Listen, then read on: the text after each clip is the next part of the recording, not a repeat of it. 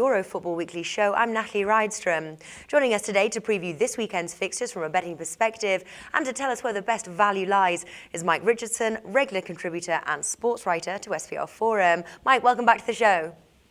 Hi, Natalie. Now let's move over to the Premier League, and the first match I'd like us to preview is Sunderland versus Liverpool, playing at the Stadium of Light. Liverpool are the favourites, priced at 1.73, and the home team are priced at 5.5.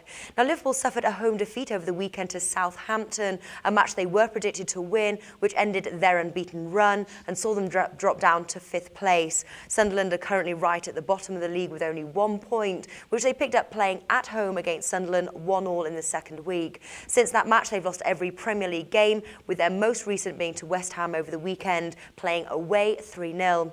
Now this ultimately resulted in Paulo Di Canio being sacked. So firstly, Mike, keeping on this topic, do you think that that was a good decision, and how will it affect the match on Sunday? Well, Natalie, and hello, Paulo. I know you're watching to find out what's going to happen with your team now that you've left.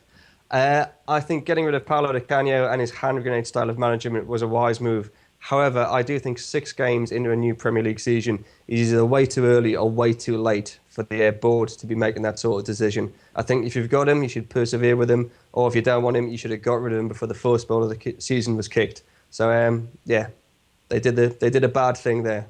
Okay, what will happen on Sunday? They're going to be managerless for this game.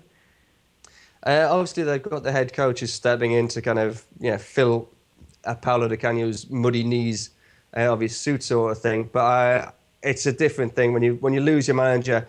I think the only thing that could happen in Sunderland's favour is if they feel there's a weight lifted off them. Paulo was quite famously caustic and critical of some of his players, and I think if they play under a new light with a new sense of purpose and maybe even just out to spite their old boss, they might get something. But I think Liverpool have got their own axe to grind.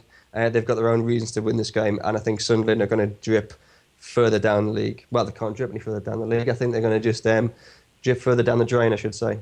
Okay, now like we mentioned, Liverpool are the favourites. They're priced at 1.73. But following the Reds' most recent performance, is that a bet you'd pass on?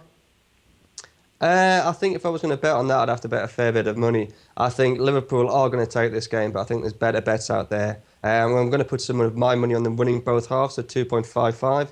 I'm going to put some other money on Liverpool scoring first at 1.5. I'm actually going to put some money on Liverpool winning 3-1, which is at 51. And I think I'm definitely going to put some money elsewhere on Liverpool winning to nothing, which is at 2.6. Okay, if I've got any change left over from that, I'm going to stick some money on Sunderland being relegated. Okay then, I like your picks there, but if you had to pick one of them, what would it be, Mike?